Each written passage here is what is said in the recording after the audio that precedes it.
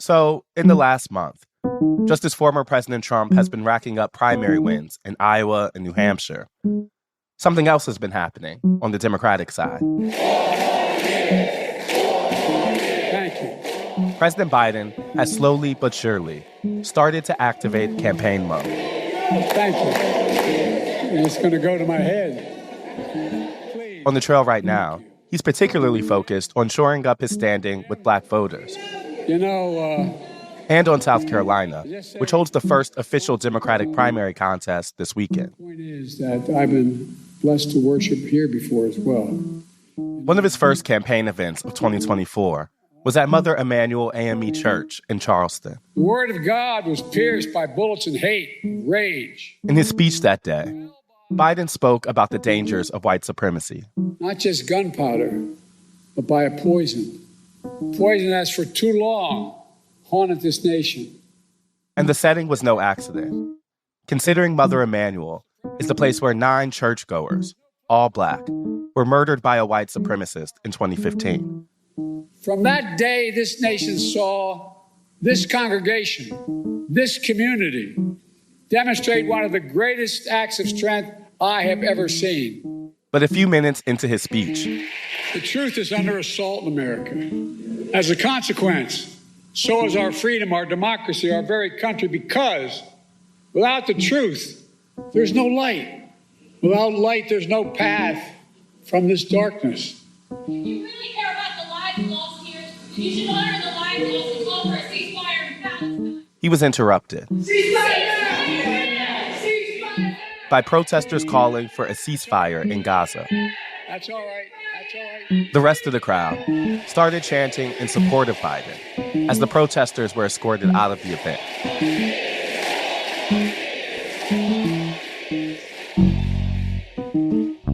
And since that interruption in Charleston, over 25,000 Palestinians have been murdered. Ceasefire now! It feels like no matter where Biden or Vice President Kamala Harris goes, a lot of very important issues that we all must discuss. And the topic for this discussion is... they can't speak without the word ceasefire being spoken back to or over them. Today, an incumbent president focused on re-election in November versus a growing group of protesters who couldn't care less. From the New York Times, I'm Ested Herndon. This is The Run-Up.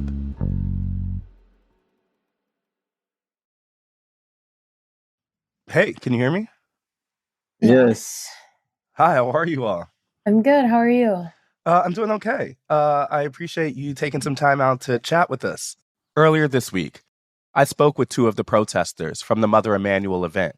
So my name is Marcus McDonald. I'm lead organizer of Charleston Black Lives Matter from Columbia, South Carolina originally.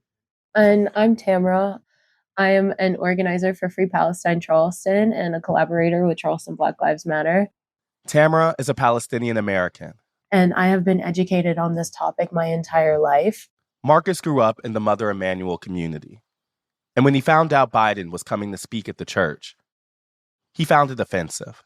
I found it really disrespectful when white politicians particularly abuse and weaponize the massacre of Mother Emanuel against Black people and against things that Black people are fighting for.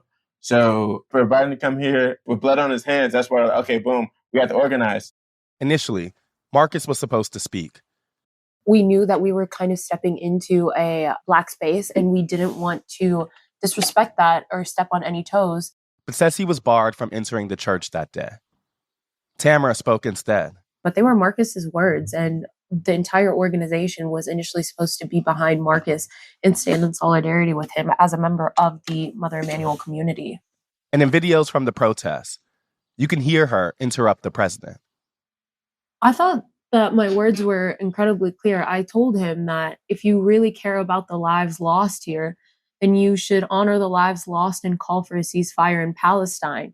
We will not allow him to come into our space and sort of campaign and politically profit off of a massacre that happened here in Charleston while funding another massacre that's happening in another holy city. As a non-Black person, you mentioned the space and the kind of how you were trying to think about being respectful. I'm saying considering that you ended up having to be the one who spoke, was there any fear that your words would be taken differently as someone who isn't Black? I wouldn't necessarily say worried, but because I was only speaking out against Biden, I was hoping that respectability politics wouldn't play such a huge role in this because I was speaking out against the president, especially when we're talking about such a big humanitarian crisis. And when we were organizing, we had members of the Black community, and we had asked them, what is the best plan of action for this to happen? And they reassured me that even though you are not Black and you are going to be speaking in a Black space, Black people stand in solidarity with Palestinians because the Black struggle and the Palestinian struggle are intertwined. And that sort of gave me the confidence that I need to speak in this space. When I saw the action take place, I also immediately saw the kind of political conversation and backlash that came after it. People trying to make points about it being disrespectful, as we talked about before. People talking about whether this was representative of a larger community. I mean, it felt intense, at least from afar. How was the reaction immediately once the protests took place? And how has that reaction developed? So I think that that question actually is very important to highlight sort of the egocentrism that exists within American politics, because my stance that day wasn't about respectability politics, and it wasn't even about campaigns or politics or Republican versus Democrat. This is a humanitarian crisis that transcends any sort of dichotomy or American politics here. The fact that people were talking about that after my stance more than it was about the words that I was speaking and calling for a ceasefire. Nobody was asking the question, why is she calling for a ceasefire? Nobody was leading with, why did she take the stance to interrupt Biden in a Black space and call for a ceasefire?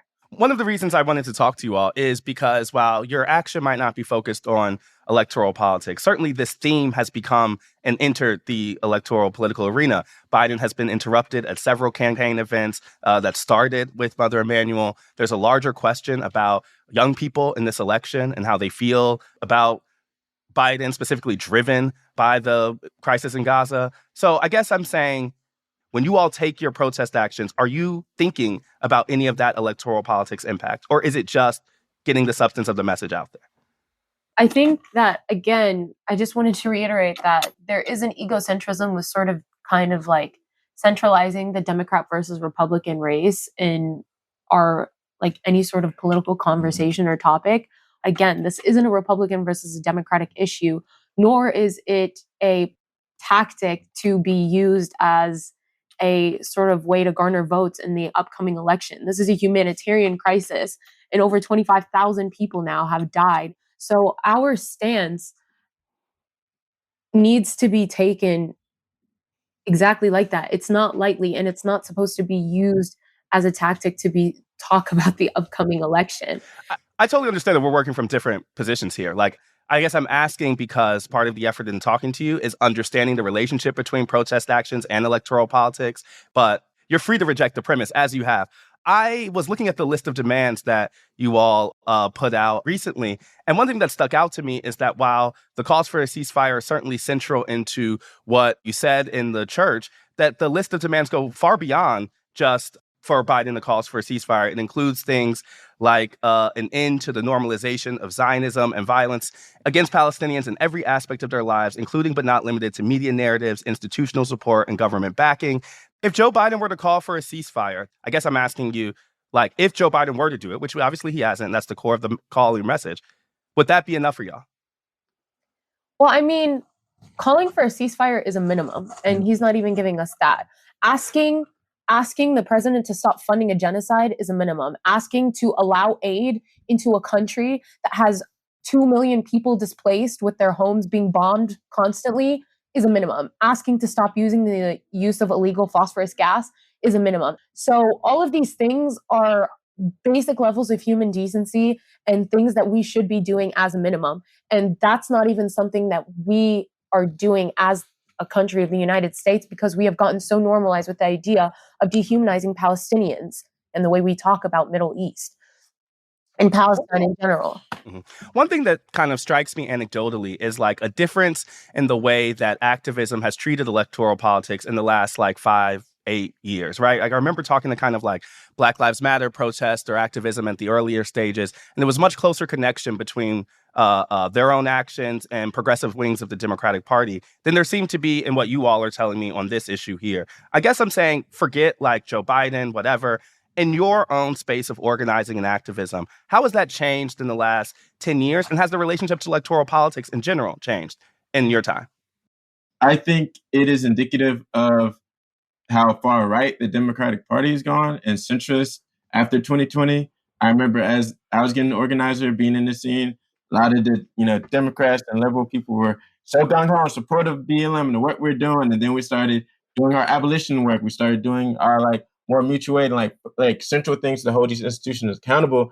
A lot of times, those people who are more centrist within the Democratic Party abandon us, not only on that issue, but a lot of issues for the Stop Cop City issue in Atlanta, with a lot of the gentrification issues going on here. We've seen it's more of a fault, I feel like, of the party as a whole, indicative of where the party as a whole has shifted to the right, abandoned humanitarian politics in general. So you're saying, well, from what I hear, you're saying the Democrats left y'all. You don't think it's not your relationship to electoral politics has changed. It's that the Democrats you feel like are no longer representing where you all are. Exactly. And their institution has millions and billions of dollars to do a lot of these things and initiate all these things. And the most active, we both live check to check. Like we're asking for the simple, basic things, not only here, but the things that need to be happening in Palestine. And they still haven't been delivering on that. So I think it's a given that once you ignore people and sever that relationship, of course they're going to retaliate. They've moved away from like what most people are really advocating for and are passionate about. Can I ask specifically about the progressive wing of Democrats? One thing that stuck out to me, even on the issue of a ceasefire, is that, Bernie Sanders, Alexandria Ocasio-Cortez, they've been people who have been a little closer to the Biden position and still further from where you all are on this. I'm curious of what you think about like kind of progressive Democrats and how they've landed on this issue.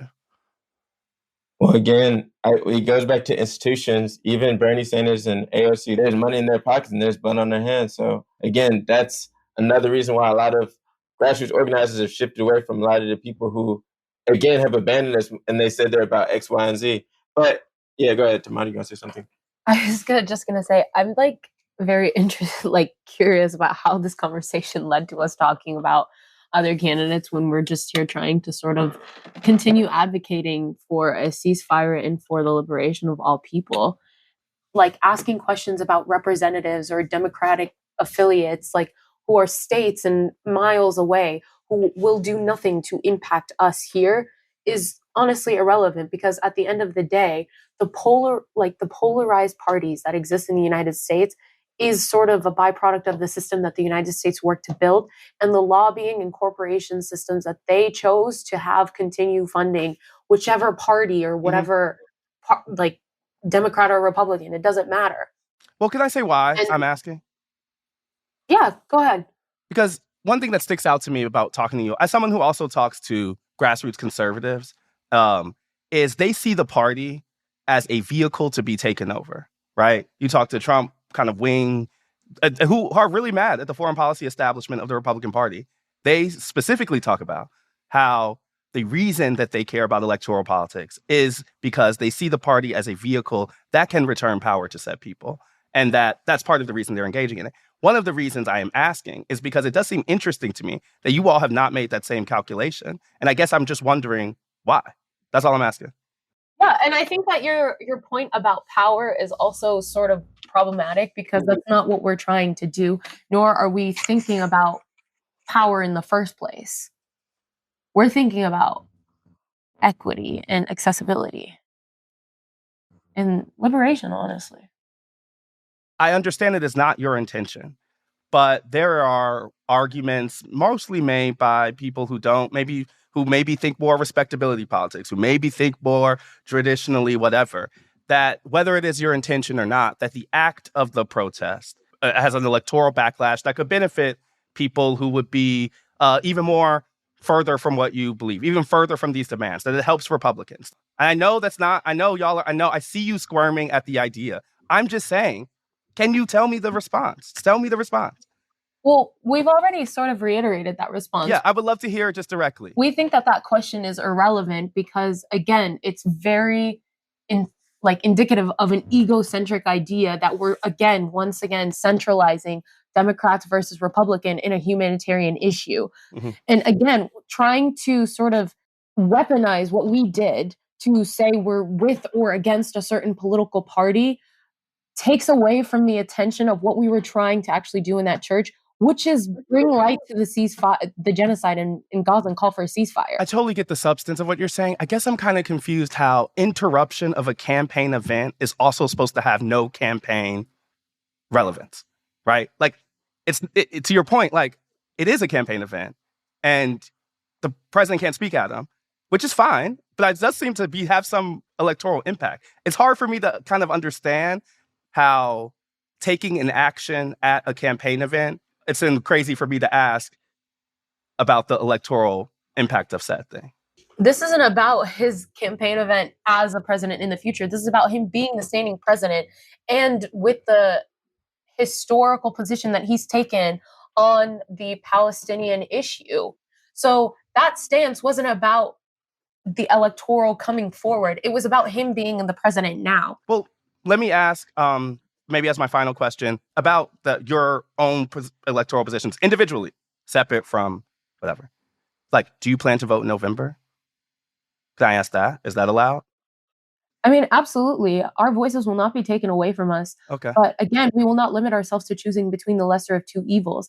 Like, we're still in the primaries. We still have other options and other people that we could potentially vote for. But on Saturday, the Democratic primary is in South Carolina. Will you vote for Joe Biden? You can vote for someone else. You can not vote at all. I think that is something that I can't really answer because I am a spokesperson for Free Palestine Charleston, and they're each member's own political choice is, again, up to them. I will not speak on behalf or group us all together because, again, that is a tactic used by politicians to sort of put us into this or that category, which I refuse to do.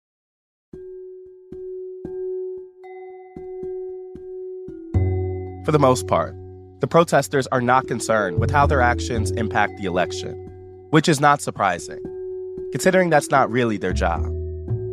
However, I am a political reporter, so it did leave me with a nagging question. Who's thinking about the electoral politics here? That's after the break.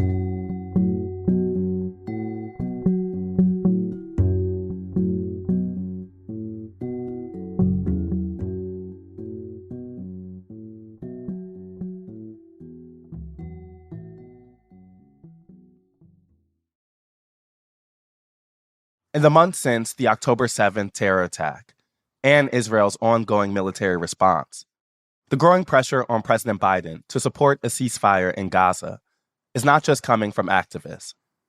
According to polling late last year from the New York Times and Siena College, 44% of Americans believe Israel should stop its military action. 48% believe that Israel is not doing enough to protect against civilian casualties in Gaza. And 57% do not approve of Biden's handling of the conflict. And so, while most Democrats in D.C., including progressives, have been relatively quiet in their criticisms of Biden, it has become an issue with voters. An early litmus test of Biden's relationship with his base at the start of a year will he'll need them to win. Hello. How are you? Hi, how are you? Good, how are you? I'm doing good. Are we already here? Am I the late one? Only 30 minutes. So by Arab Standard Time, you're early. Which is what brought me to Abdullah Hammoud, the mayor of Dearborn, Michigan. The city of Dearborn is my home, the place that my parents immigrated to, the place that I'm raising my beautiful family. And I think Dearborn is the greatest city in the whole world. You know, I care about my community first and foremost. I make the best decision for my community. And that doesn't necessarily mean you have to walk a party line. Recently, the Biden campaign convened a meeting of prominent Muslim and Arab Americans in Michigan, and Mayor Hammoud was invited, but he refused to attend. And that's a blow to Biden. Michigan is a battleground state. Trump won there in 2016. Biden flipped it in 2020. And Dearborn is uniquely electorally important in the state. It's a relatively big city, and has the largest Muslim population per capita in the country. Let's start with your past week. On Friday, you posted a series of tweets about a recent experience with the Biden campaign, and they traveled to Michigan to meet with you and several other Arab and Muslim leaders. You were invited but did not attend. You tweeted, quote, "This is not a moment for electoral politics." I was just wondering, can you take me through your decision and how that scenario played out from your perspective? When I got the call to invite a campaign meeting with President Biden's campaign staff, I thought that was a slap in the face. For me, 115 days into this conflict, the first time a delegation is sent to Dearborn to meet with the Arab American and the Muslim American community to talk about what's unfolding overseas, he sent campaign staff, which let us know that this conflict is purely looked at as a political issue, an electoral problem. And for us, that reduces our indescribable pain into a political calculation. We want to have meaningful dialogue about how to change course about what's happening. And in order for us to have that dialogue, it must be with senior policymakers, not with campaign staff. Oh, so that's interesting. You're saying the specific thing that you're isolating here is that the people sent to meet with you were people from the Biden political operation, the campaign staff, rather than people who are dictating the day-to-day administration policy as it relates to the conflict. Absolutely. I mean, can you imagine if 200 Palestinians are killed every single day? And from Biden's perspective, he said, great, let's go connect with the Arab American and Muslim American community. Send my campaign manager. To talk about the upcoming elections and how this issue is impacting them. That to us sends a clear signal that, again, this is a political calculation. This is actually not a moment for electoral politics. I think it's extremely dehumanizing that the only time we talk about Palestinian lives, or the only time you want to hear concerns about Arab Americans and Muslim Americans is when it's tied to the upcoming election. That assures to us that this is only a political calculation and not a humanitarian one. What's unfolding overseas, the genocide that we see unfolding before our cameras each and every single day, this is an issue of humanity, and that's the direction and how we want to address this. One of the reasons we wanted to talk to you is because earlier this week, I talked to some of the protesters who interrupted President Biden out in South Carolina at the Mother Emanuel Church, specifically for the purpose of pushing him to call for a ceasefire, which we both know he has not done yet. But one of the things that they said, and I hear kind of reflected in you, is kind of that rejection of electoral politics, trying to keep focused on the policy demands that they're pushing this administration for rather than the kind of political questions. But, not only am I a political reporter, but it does seem like some political questions are kind of in the air here. I was going back to look at where you were in 2020, and I saw that you were someone who initially supported Senator Bernie Sanders, but by the general election that you did lend your support to President Biden and said, to Muslim Americans, to Dearborn residents, that voting for him would, quote, give us faith that our community will be invited to the decision-making table. I was wondering if we could go back 4 years ago. How did you come to the decision to kind of support them politically at the time? President Biden ran on decency, ran on bringing decency back to the White House. He was an individual who, said he has the experience to lead America, to bridge the divide, to pull us out of the endless wars across the Middle East. And what we found is everything but, for an individual who ran on decency, who ran on recognizing people's humanity, at this point in time, that is not what we're seeing. As a community that is reflective of Lebanese immigrants, Yemeni immigrants, Syrian immigrants, Iraqi immigrants, Palestinian immigrants, each and every single one of those nations at this point in time is being bombed directly or indirectly by the U.S., or at least funded, the bombs being funded by the U.S. as well. And so for us, we had thought we had closed that chapter on endless wars in the Middle East and began to write a new one, but clearly that isn't the case. You're saying that back in 2020, you thought that he represented a kind of new vision of foreign policy establishment. I guess I'm trying to figure what's the difference. I know that their specific conflict is different. I don't want to ignore that. I'm saying at 2020, Joe Biden was still a figure that represented a kind of where mainstream Democratic foreign policy establishment was, but you were still willing to make the kind of political calculation to support him. I'm saying what at that time gave you the confidence to think that you all would be invited to the decision-making table, as you said at the time? It was promises made on the phone with the Arab American and Muslim American community. Okay. You talked to them directly. Absolutely. Secretary Blinken was a surrogate on behalf of President Biden. We had met with many of his senior policy staff. Interesting. Talking about policy issues that impacted us here locally. We talked about the recognition of Middle Eastern North African folk on the upcoming census in 2030. All these policies that they had backed prior to the 2020 election and said that they are committing to getting done once in office in their first term. Mm-hmm. You know, we talked about kind of your individual choices here, but when you think even back to 2020, what were you hearing from Dearborn residents about the choice between Biden and Trump? And were others in the community at the time willing to make the sort of compromise you laid out where you were saying we're going to act on faith that they would bring us into the table? The majority of Dearborn residents backed President Biden in the 2020 election over then President Trump. But what were you hearing? Was that a comfortable choice or was that an uncomfortable? It was a comfortable choice at the time. Okay. It wasn't like 2016 where it was more difficult between then nominee Donald Trump versus Secretary Hillary Clinton. That was a far more difficult choice for Arab Americans and Muslim Americans then because of the history that Hillary Clinton had with her decision-making across the Middle East and North African region. Interesting. You're saying that the 2016 decision, you heard much more consternation from your community. Absolutely. Mm-hmm. Well, what are you hearing now in terms of the differences from 2024 versus in 2020? People feel betrayal. People feel like they bet on a president who promised, again, to bring back decency into the White House, to bridge the divide, to close a chapter on endless wars, to make investments locally. And what we're finding is the complete opposite of that. And we're also, we understand that President Trump is somebody that we do not support. We know what it means for him to come back to office. We know about the Muslim ban. We know about the policies he enacted. We know about the rhetoric that he spewed each and every single time he was on camera or before a podium.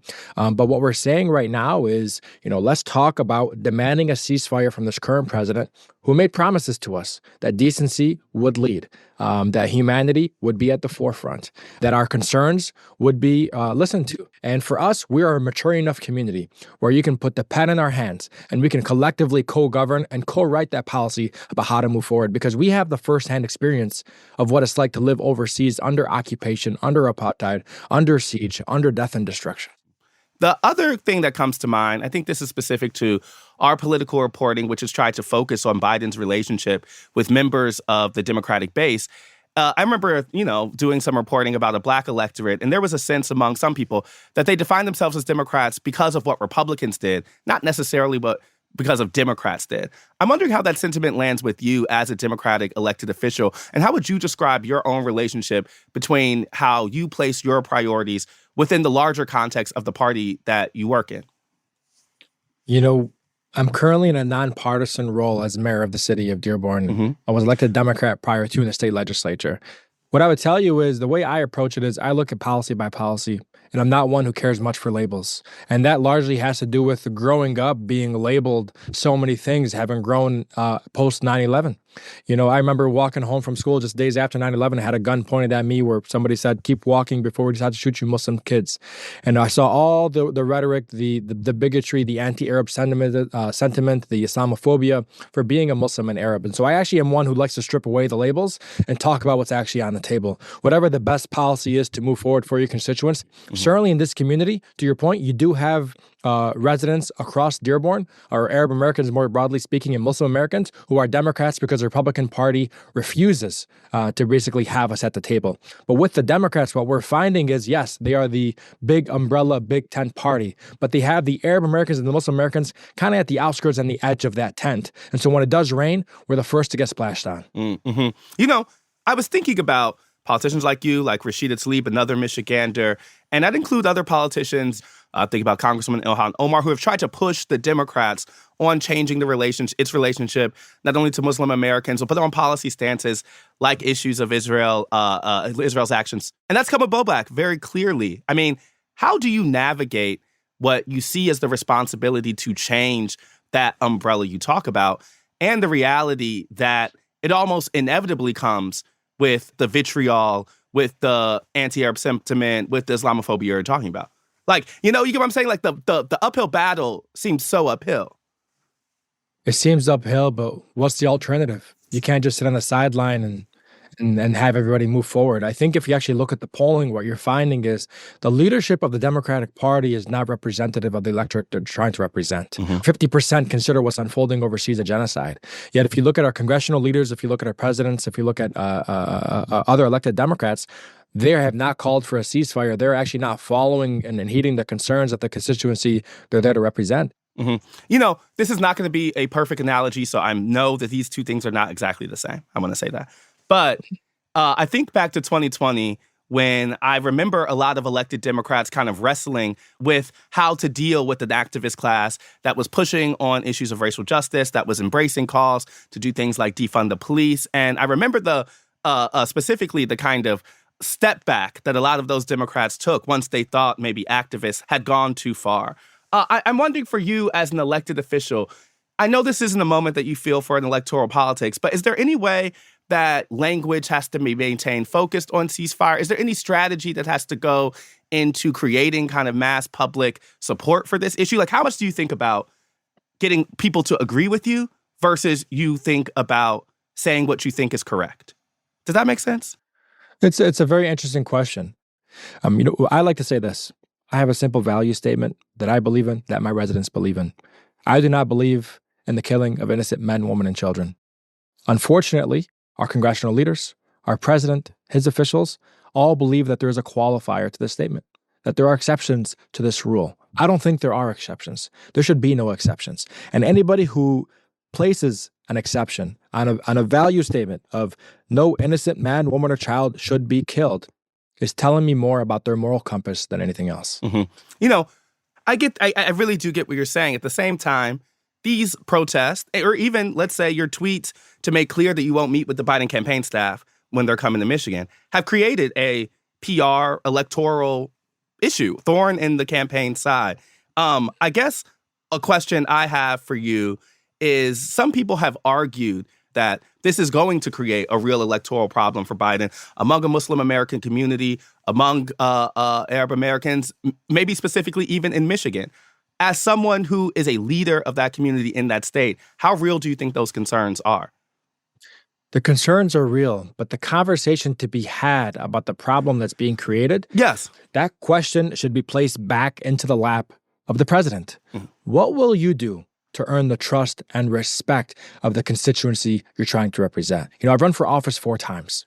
And in all 4 of those runs, I have never blamed the constituency for not voting for me.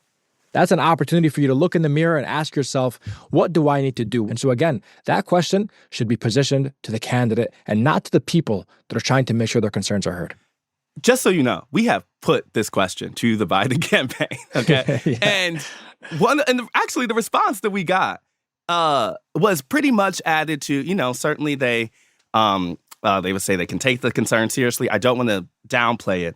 But one of the political answers we got was that traditionally voters have not prioritized, quote unquote, foreign policy at the top of their concerns when it comes to a November election. And so the tone when we pose it to that campaign, frankly, puts those questions back to the constituents to say that when the stakes become clear, when there is a Biden or maybe a Donald Trump on the other side, that they trust that constituents will make the choice that of Biden as the better of the comparable options. So that's why I ask, is not because I think that constituents or local leaders or people who are not in, the administration or national politics should have the burden of those things. But frankly, because when we go to them, they make an argument that the stakes are going to kind of dictate the choices that voters are going to have to make. I guess I want to pose that question directly to you. Considering the reality of our binary system and considering the unwillingness for Biden and campaign to hear protesters or people making the arguments for ceasefire as you have, is there any fear that in making that argument explicitly, that it creates a political opening that, say, a Donald Trump can exploit? I'm not even thinking about the November election. But here's how I'll answer your question. These are not normal times. This is the first time in modern history in which a genocide is unfolding and being live streamed by the people in which the genocide is being committed to, the Palestinians. That has never happened before. And so this idea that traditionally speaking, based on polling data, so on and so forth, this is how people have voted, I think all that gets thrown out the window. And I would also say this, when it comes down to lives being lost, people being killed, hundreds each and every single day, we're now in the tens of thousands, millions displaced. I think it speaks volumes if a candidate is solely looking at the polls and determining how they should fall on this issue and whether or not they think it's going to impact their election, which gets back to my original point on why we did not take a meeting with the campaign, because it's very dehumanizing. And so we demand, again, a immediate ceasefire and implore President Biden to reconsider the direction and the decisions that he've made and to change course. If Donald Trump is a threat to American democracy, the question should stand. Why is aligning with Benjamin Netanyahu and his right-wing government more important than saving American democracy? You're saying, let's put the question back to them. If it does threaten them in Michigan, that should mean that they're listening more closely. Correct. And if you think Michigan is on the chopping block, the Arab American and Muslim American vote is large enough to swing Michigan away from President Biden, then the question should be back to President Biden. Why is your alignment with Benjamin Netanyahu, who everybody agrees is a war criminal, is a tyrant, is a part of the most extreme government in Israel's history, why does that alignment and unfettered support for that government worth sacrificing American democracy? Hypothetical, I hope you'll engage with me here. Let's say Biden does call for a ceasefire. And would you meet with the Biden campaign? Would you do the same kind of thing you did in 2020 that kind of encourage people to see them as people who are listening? Is there still time for them to become people who, in your eyes, listen? There is always time to do the right thing. That would be my message to the president. Calling for a ceasefire does not mean that we're now prepared to sit down with a campaign team. We are not that trivial and that transactional when it comes down to our politics. Calling for a ceasefire opens up the door to having more conversation regarding humanitarian concerns, regarding decision-making that's still unfolding. That's what a calling for a ceasefire would lead to. You know, when I talk to you, when I talk to other people specifically about Biden's relationship with his own voting base, so much of it comes down to whether this campaign is going to be able to speak to the kind of mass sense of apathy or anger, as you put it, betrayal in your community. And much more than persuading the kind of classic independents or whatever, you have the data saying that his problem is the own kind of base and how they feel about him right now. I guess I want to ask larger about apathy. Let's take Biden and those folks out of the equation. If a Dearborn resident comes to you and says, you know what, right now, I'm not sure I'm going to vote in November. What is your message to them? Do you affirm that sense of apathy? Are you trying to try to say, you know, like, I guess it's interesting to me as an elected official rather than protesters who are like, yeah, like, does that sense of apathy worry you any? It certainly worries me. And my message, you know, we have this conversation around a dinner table almost every single night. What do we do when we feel like you have no home, when you feel like nobody's listening to your concerns? My message is always, all politics are local. The first and foremost thing that you can do is vote for the down ballot positions that will still impact your life most immediately in the near future. Consider your city council, consider your mayor, consider your school board, consider your state house, state senate. Don't forget about those issues. Don't forget about the ballot initiatives that are still on the upcoming election. If we have apathy towards the presidential election, the U.S. Senate, because the front-runner candidates are not listening to our concerns, have refused to support a ceasefire, are supporting an ongoing genocide, I support that decision. I will not say that I do not support that decision, but do not forget about everything else on that ballot. And it's important for us to still document that we voted, because you still demonstrate the power that comes with numbers. Mayor, I really appreciate your time. I said this to the protesters, but I'll say it to you. One of the things that we try to do here is we got to pose things so that people can make where they come from really clear. And so the same way we did it to the Biden campaign and to the protesters, I appreciate you kind of being game for that and for you laying out both a moral and political thinking that I think is going to be really insightful. So I appreciate your time. Thank you so much. Thank you so much for having me.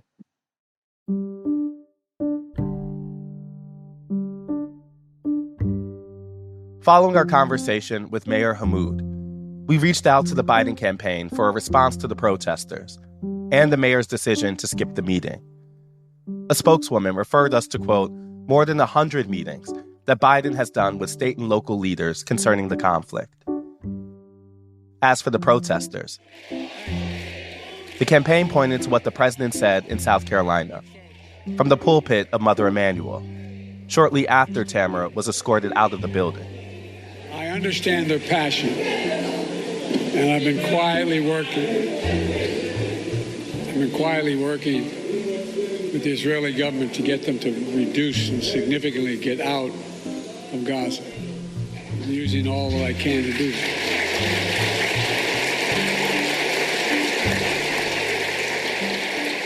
But I understand the passion. Look, folks.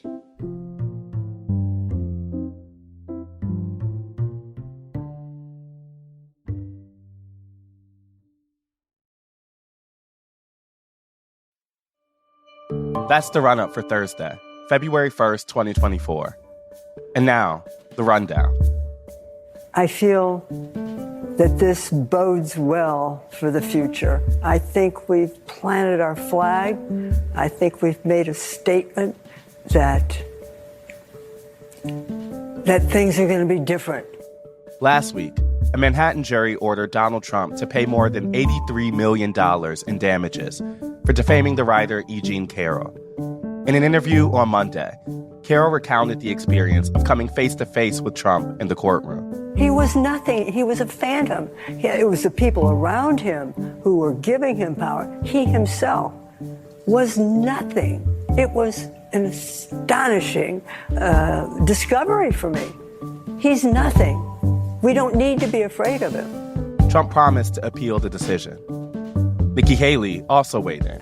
I absolutely trust the jury, and I think that they made their decision based on the evidence. I just don't think that should take him off the ballot. I think the American people will take him off the ballot. I think that's the best way to go forward, is not let him play the victim, let him play the loser.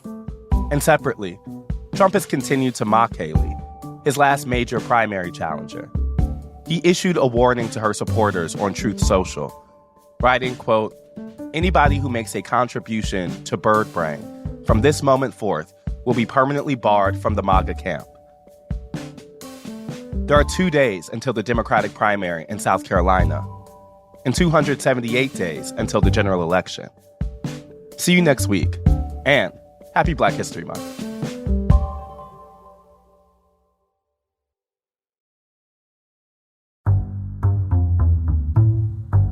The Run-Up is reported by me, Estet Herndon, and produced by Elisa Gutierrez, Caitlin O'Keefe, and Anna Foley.